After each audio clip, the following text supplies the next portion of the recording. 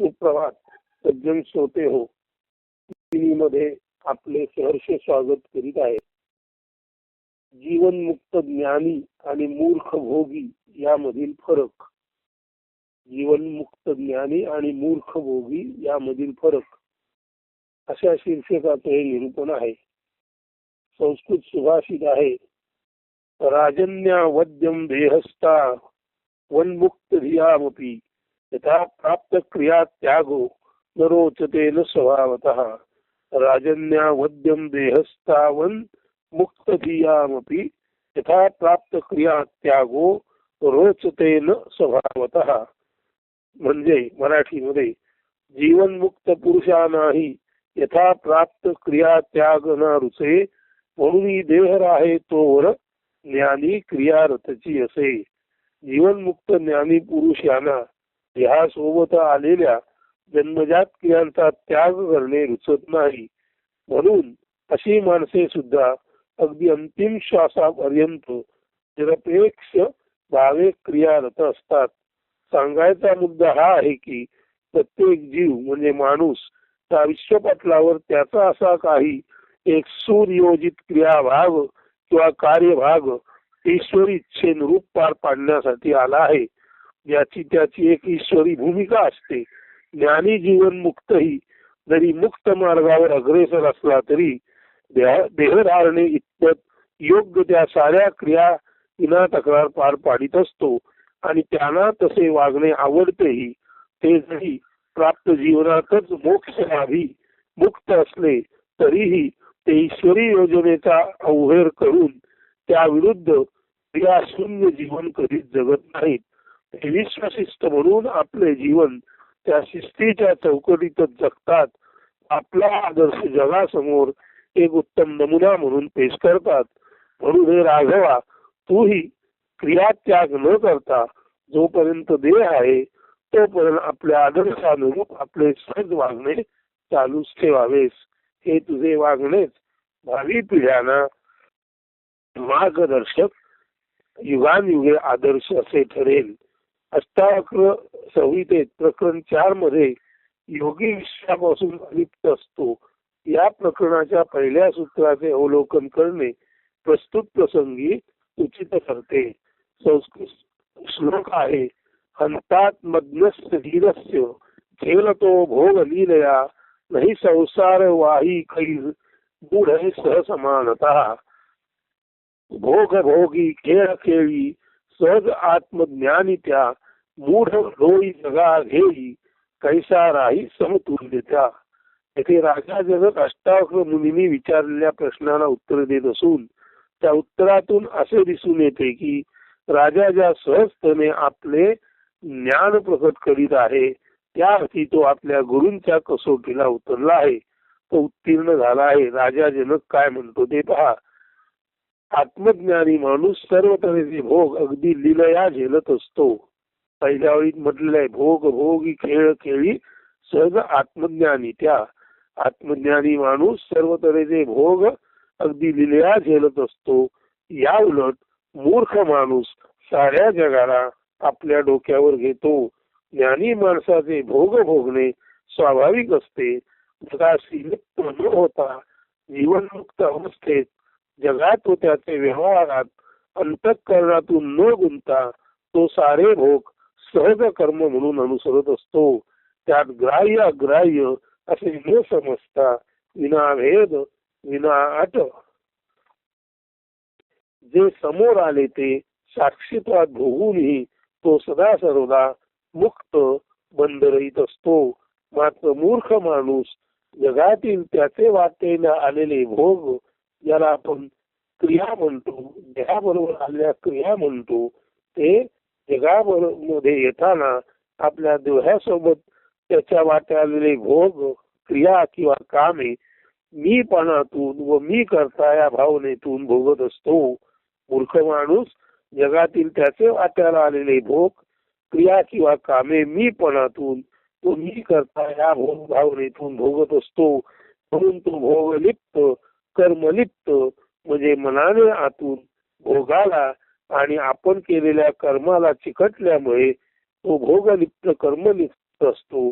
त्या कारणाने भोगाभोगातो हे काय भोगावे काय न भोगावे, भोगाभोग म्हणजे भोग आणि अभोग, त्या कारणाने भोगाभोगात भेदभाव करण्याशी तो प्रवृत्त होतो आणि आवड निवड स्वीकार नकार या पुन्हा पुन्हा जन्म मरण चक्राला कारणीभूत ठरणाऱ्या प्रक्रियेत कायमचा असतो.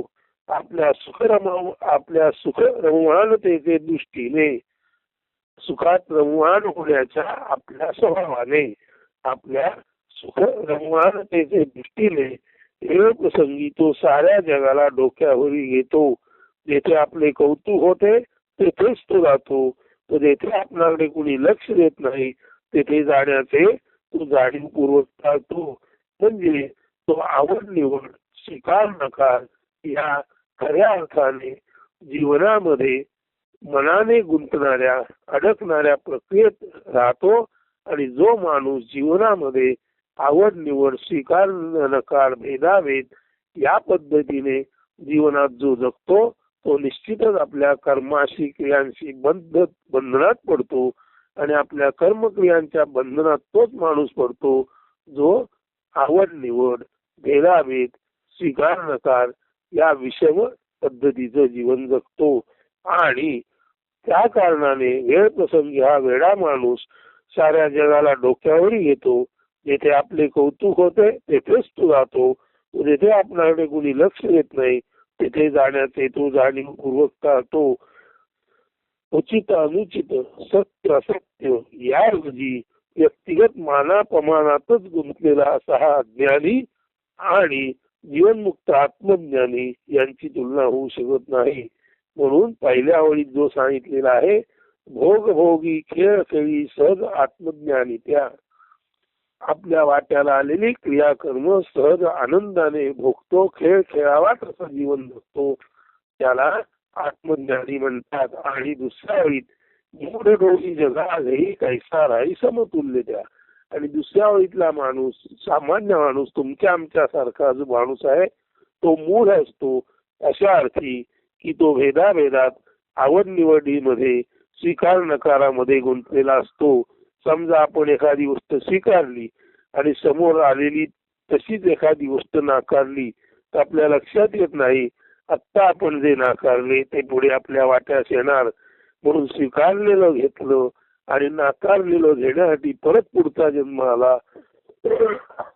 तसं हे स्वीकार नकाराचं कायमस्वरूपी चक्र माणसाला बंधनामध्ये जीवन चक्रामध्ये अडकवतं.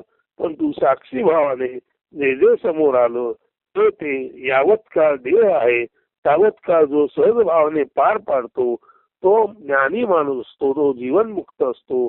आणि हे राघव आहे रामचंद्रा, तू ज्ञानीच आहेस, तू जीवनमुक्त आहेस करिता या वाट्याला देहासोबत आलेली प्राप्त कर्मे किंवा कर्तव्ये तू सहज पद्धतीने पार पाडावीस. मात्र त्या कर्माच्या बंधनात तू तेव्हा गुंतणार नाहीस जेव्हा ही कर्मे निरपेक्ष भावाने अशा रहित असतील.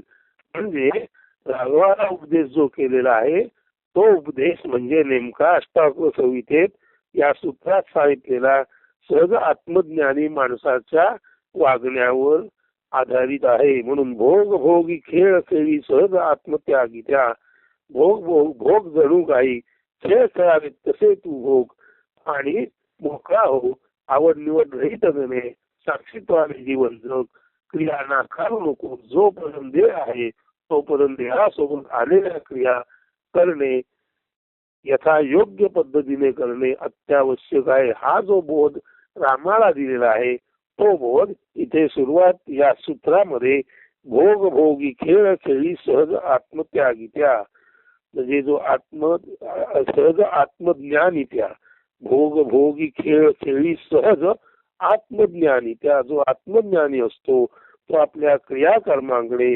भोगांकडे एखाद्या खेळाप्रमाणे पाहतो आणि खेळ खेळावा इतक्या सहज पद्धतीने देहाबरोबर आणलेली क्रियाकर्मे भोग तो पार पाडतो, असा असतो तो आत्मज्ञानी. हाच उपदेश रामाला इथे वशिष्ठ महामुनींनी केलेला आहे. परंतु या उपदेशाबरोबर जो मूर्ख माणूस असतो तो काय करतो ते या सूत्रामध्ये मूढ डोई जगा घेई कैसा राही समतुल्य त्या. म्हणजे आत्मज्ञानी माणूस या सहज पद्धतीने निरपेक्ष पद्धतीने जीवनात आलेली सर्व कर्तव्य करणे निरपेक्ष भावने पार पाडतो. अशा आत्मज्ञानी माणसाला समतुल्य, अशा आत्मज्ञानी माणसाची तुलना असा जो मूढ माणूस असतो, जो जगाला वेळ प्रसंगी डोक्यावर घेतो, आपल्याला आवडेल ते सर्व चांगलं म्हणतो, आपल्याला रुचत नाही त्याच्याशी पटकून वागतो, असा मूर्ख माणूस जो असतो त्याची आणि आत्मज्ञानी माणसाची तुलना होत नाही. आता इथे काय बघायचंय, रामाने आदर्श कसं वागावं हे सांगून राम त्याप्रमाणे वागला, आत्मज्ञानी माणसाप्रमाणे तो वागला हे आपल्याला माहीतच आहे.